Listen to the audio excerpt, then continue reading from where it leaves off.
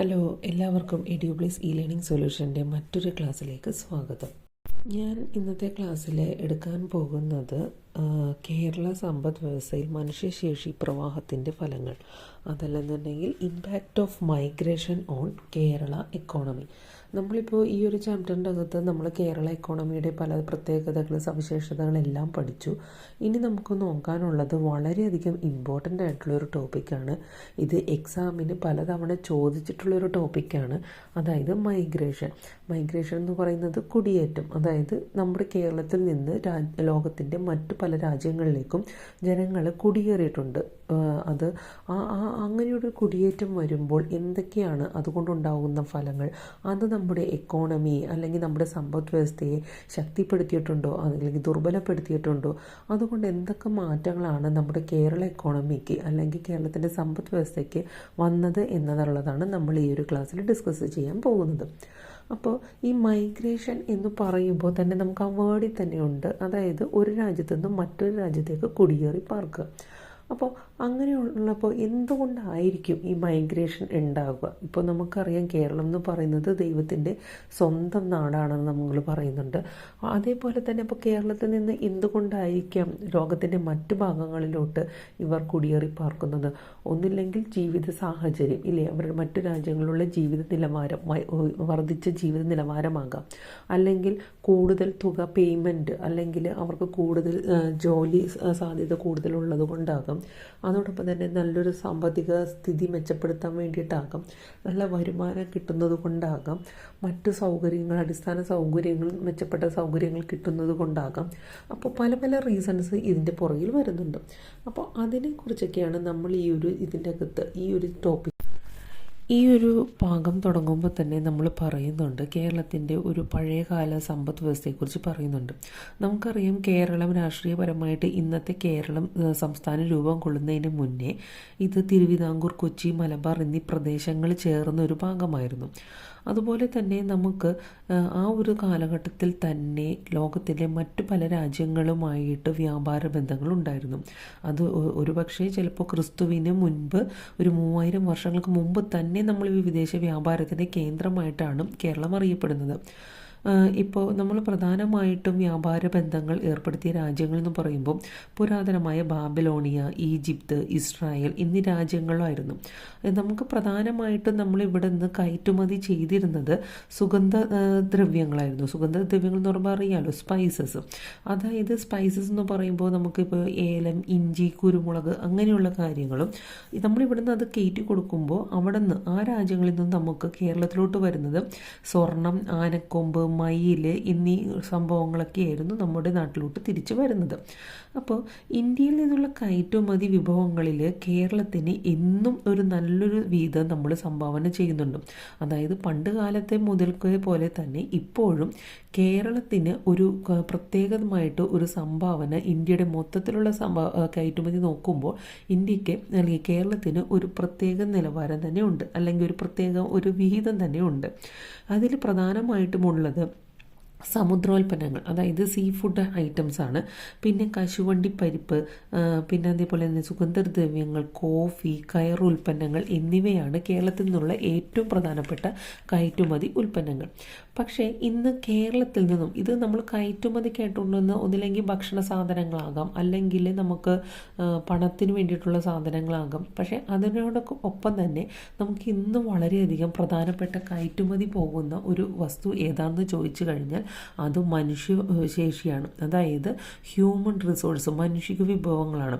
അതായത് എന്തുകൊണ്ടാണ് നമ്മളിവിടെ നിന്ന് ഹ്യൂമൻ അല്ലെങ്കിൽ മനുഷ്യന്മാർ കയറ്റി പോകുന്നത്? കുടിയേറ്റമാണല്ലോ. മനുഷ്യൻ ഇവിടെ നിന്ന് കയറി പോകുന്ന അർത്ഥം, അതിൻ്റെ അർത്ഥം കുടിയേറ്റമാണ്. എന്തുകൊണ്ടാണ് കയറി പോകുന്നത്? അത് അവിടുത്തെ സാഹചര്യങ്ങൾ നോക്കിയിട്ടായിരിക്കും. അപ്പോൾ താഴ്ന്ന വരുമാനം, കേരളത്തിൻ്റെ പ്രധാന പ്രത്യേകത എന്ന് പറയുന്നത് നമ്മുടെ താഴ്ന്ന ആഭ്യന്തര വരുമാനമാണ്. അതായത് നമുക്ക് ഇവിടെയുള്ള പ്രൊഡക്ഷൻ നമുക്ക് വളരെയധികം കുറവാണ്. അതുകൊണ്ട് തന്നെ നമുക്ക് വരുന്ന ആഭ്യന്തര വരുമാനം അല്ലെങ്കിൽ ഇപ്പോൾ നമ്മുടെ ഇൻകം എന്ന് പറയുന്നത് വളരെ കുറവാണ്. അപ്പോൾ ഇങ്ങനെ ഇൻകം വളരെ കുറഞ്ഞ അല്ലെങ്കിൽ താഴ്ന്ന ആഭ്യന്തര വരുമാനമുള്ള കേരളത്തിന് നമുക്കൊരു ഉയർന്ന നിലയിലുള്ളൊരു ഉപഭോഗ സംസ്കാരമാണ് നമുക്കുള്ളത്. അപ്പോൾ ആ ഒരു താഴ്ന്ന വരുമാനമുള്ള കേരളത്തിൽ ഉയർന്ന ഉപഭോഗം നിലനിർത്തി പോരുന്നത് പ്രധാനമായിട്ടും ഇതേപോലെ കുടിയേറിപ്പോയ മറ്റുള്ളവരുടെ അതല്ലെങ്കിൽ കുടിയേറി പാർക്കുന്ന മറ്റു രാജ്യങ്ങളിൽ കുടിയേറി പാർക്കുന്നവർ അവിടെ നിന്ന് ഇങ്ങോട്ടേക്ക് അയക്കുന്ന അവരുടെ പണത്തിൻ്റെ അടിസ്ഥാനത്തിലാണ്.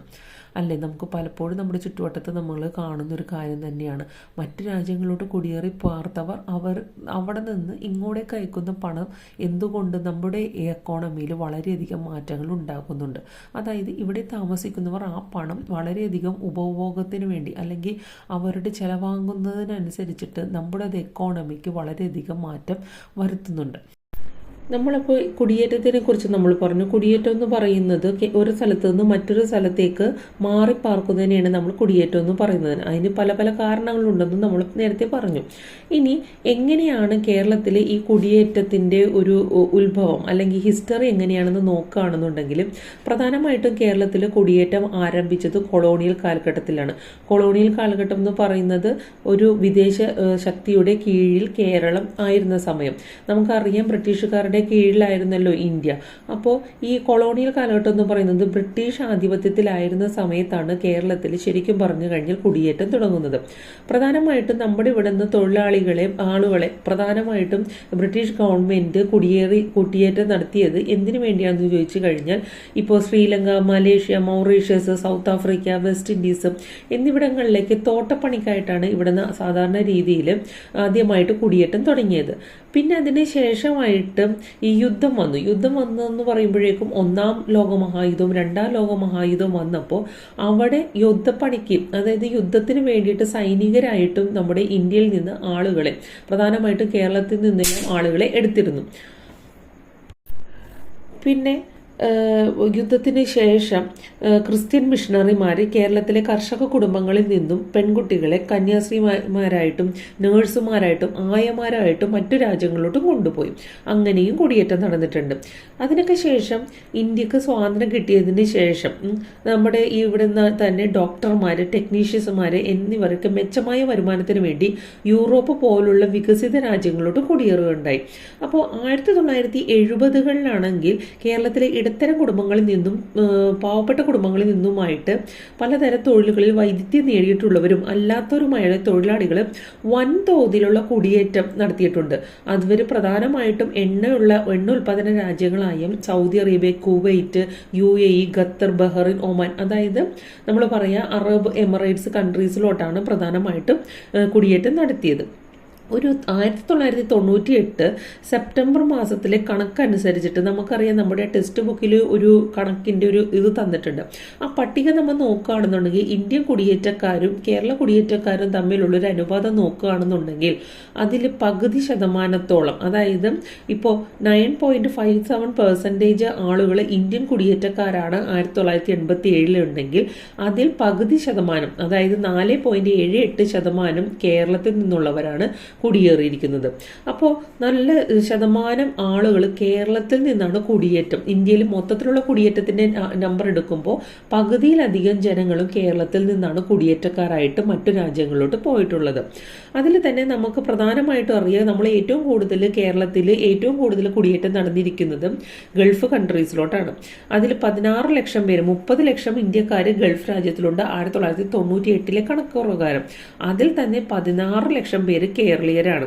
ആ സമയത്ത് സൗദി അറേബ്യയിൽ മാത്രം 8 ലക്ഷം കേരളീയർ ഉണ്ടായിരുന്നു എന്നാണ് പറയുന്നത്. ഇത് മിഡിൽ ഈസ്റ്റിലെ കണക്കാണ്. ഇതേപോലെ തന്നെ നമുക്ക് ഒരു 1987 തുടങ്ങി 98 വരെയുള്ള കാലയളവിൽ മിഡിൽ ഈസ്റ്റിൽ നിന്നും കേരളത്തിൽ നിന്നുള്ള കുടിയേറ്റക്കാരുടെ എണ്ണം പിന്നെയും കൂടി. അതായത് 96 എത്തുമ്പോഴേക്കും കേരളത്തിൽ നിന്നുള്ള കുടിയേറ്റക്കാരിൽ ഇന്ത്യയിൽ നിന്നുള്ളവർ 50%. അതായത് ടോട്ടലായിട്ട് ഇന്ത്യയിൽ നിന്ന് വരുന്നവർ 50% കേരളത്തിൽ നിന്നുള്ളതായിരുന്നു. പക്ഷെ അത് 98 ആയപ്പോഴേക്കും ഒരു 53.3% വർദ്ധിച്ചു. അതായത് ഇന്ത്യയിൽ നിന്നും കേരളത്തിൽ നിന്നുമുള്ള കുടിയേറ്റക്കാരുടെ വിവിധ കണക്കുകൾ നമ്മൾ നോക്കുകയാണെന്നുണ്ടെങ്കിൽ ഏറ്റവും കൂടുതൽ കുടിയേറ്റക്കാർ വരുന്നത് കേരളത്തിൽ നിന്നുമാണ്. എന്തുകൊണ്ടിട്ടാണ് അപ്പോൾ ഈ കേരളത്തിൽ നിന്നുള്ള ഇങ്ങനെ കുടിയേറ്റം വരുമ്പോൾ അത് എന്തുകൊണ്ടിട്ടാകാം? പ്രധാനമായിട്ടുള്ള കാരണം തൊഴിൽ, പിന്നെ അതേപോലെ തന്നെ വരുമാനം അന്വേഷിച്ചിട്ടുള്ള ഒരു കുടിയേറ്റ പ്രക്രിയയാണ്. അപ്പോൾ അതുകൊണ്ട് കേരളത്തിൽ എന്തെങ്കിലും മാറ്റം വന്നു എന്ന് ചോദിച്ചു കഴിഞ്ഞാൽ അവർ ജോലി അന്വേഷിച്ച് അവിടെ പോകുമ്പോൾ അവിടെ ജോലി ചെയ്ത് കിട്ടുന്ന പണത്തിന്റെ ഒരു പ്രവാഹം വരുന്നത് നമ്മുടെ കേരളത്തിന്റെ ഉള്ളിലേക്കാണ്. അതായത് കേരളത്തിലോട്ടുള്ള പണത്തിന്റെ ഒഴുക്കും കേരളത്തിലുള്ള ജനങ്ങളുടെ ആഭ്യന്തര വരുമാനത്തെക്കാളും ഉൽപാദനത്തെക്കാളും ഉയർന്ന ഉപഭോഗത്തിന് വേണ്ടിയിട്ടും നമ്മൾ ആ പണം ഉപയോഗിക്കുകയും ചെയ്തു.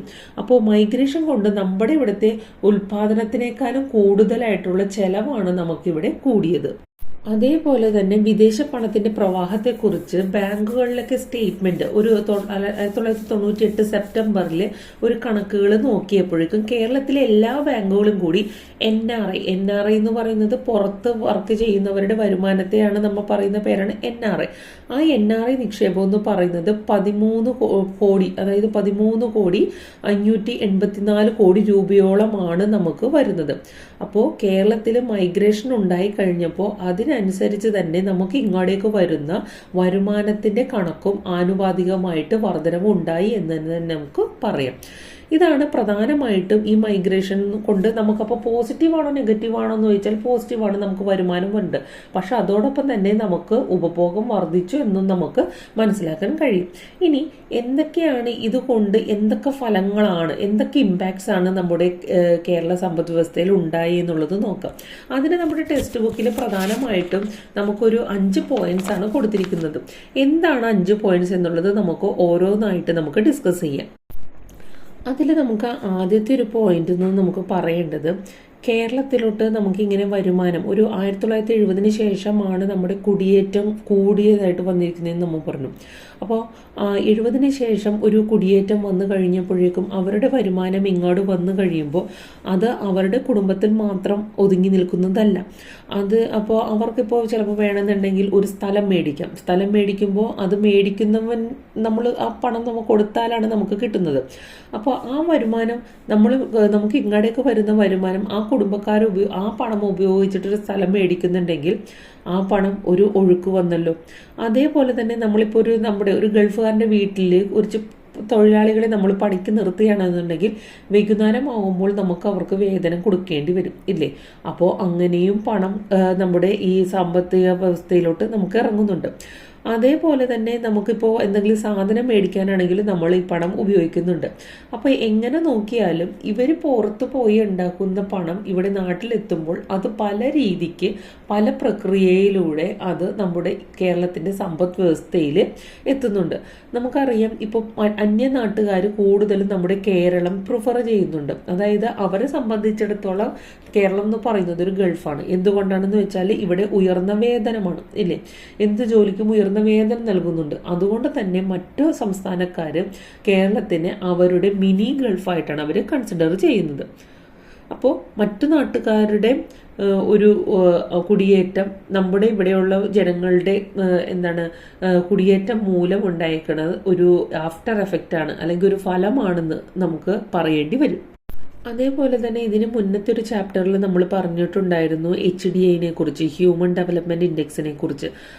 അതായത് ഈ 1970 ശേഷം ഇവർ ഗൾഫിൽ പോയി കഴിഞ്ഞപ്പോഴേക്കും ഇവരുടെ കുടുംബത്തിന് ഈ പണം മൂലം വളരെയധികം മുന്നേറ്റം വന്നിട്ടുണ്ട്. അതായത് അവരുടെ ജീവിത നിലവാരം ഉയർന്നു. അതേപോലെ തന്നെ അവരുടെ ജീവിത നിലവാരം ഉയർന്നു എന്ന് പറയുമ്പോഴേക്കും അവരുടെ ആയുസ് ഉയർന്നു, അവർക്ക് സാക്ഷരത വന്നു. അതേപോലെ തന്നെ ജനനമരണ നിരക്കുകൾ കുറഞ്ഞു ഇല്ലേ? കാരണം എന്ന് വെച്ചാൽ വരുമാനം വന്നു കഴിയുമ്പോൾ അവർക്ക് അതിനനുസരിച്ചുള്ള ഭക്ഷണം മേടിക്കാൻ പറ്റുന്നുണ്ട്, അവർക്ക് വിദ്യാഭ്യാസത്തിന് വേണ്ടി സ്കൂളുകൾ കോളേജുകൾ പോകാൻ പറ്റുന്നുണ്ട്. അപ്പോൾ സാക്ഷരത ഉയരുന്നു.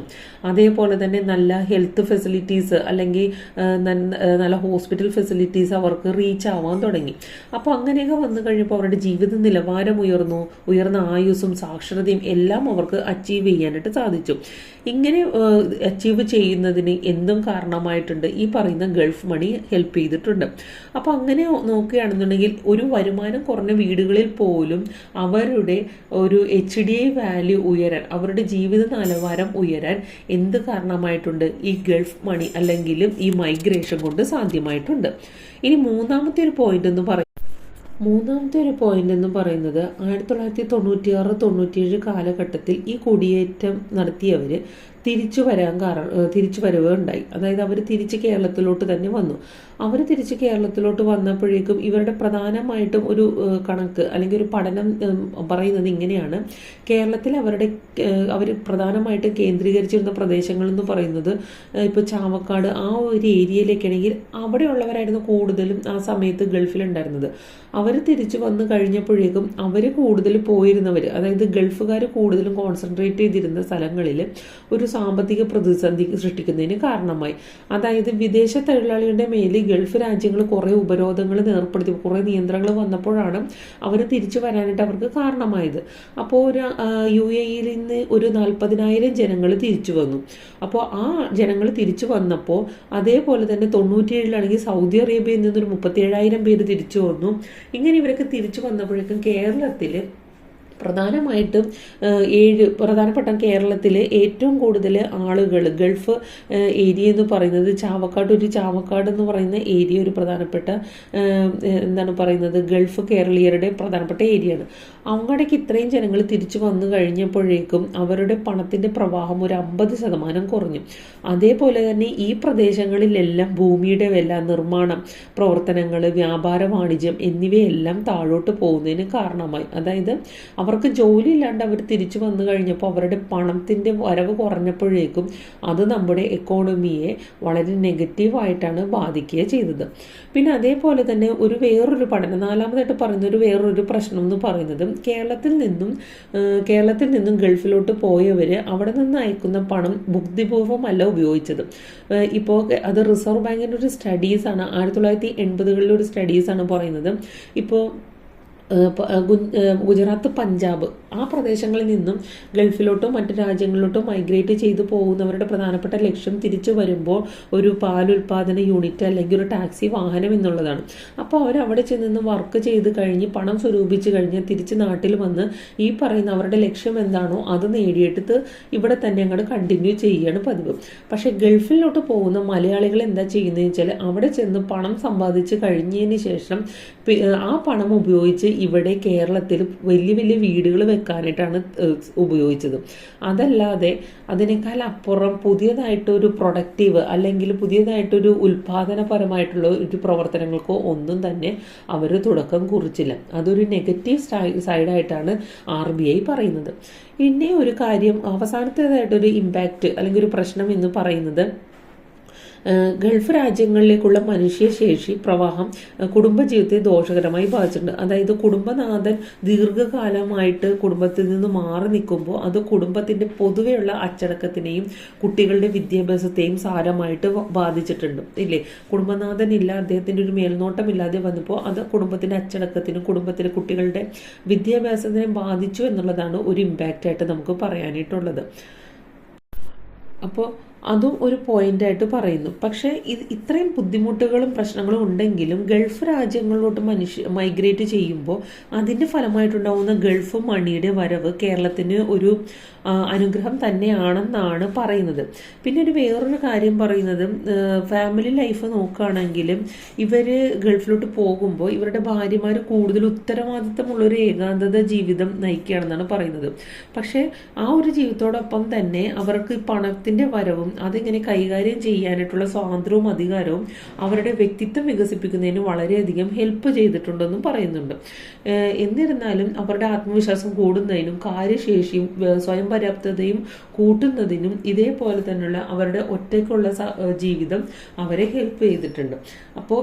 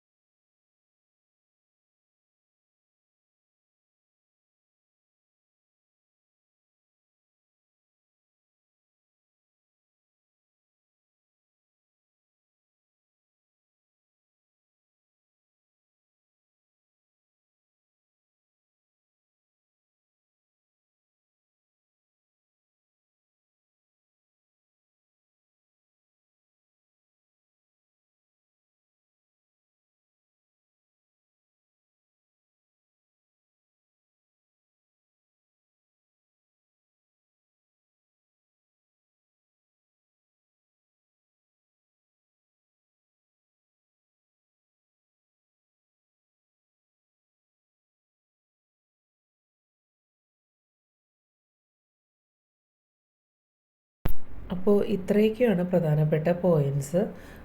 ഇത് വളരെ ഇമ്പോർട്ടൻറ്റ് ടോപ്പിക്കാണ്, നന്നായിട്ട് പഠിക്കുക. ഇനി നമുക്ക് അടുത്ത വീഡിയോയിൽ കാണാം. താങ്ക്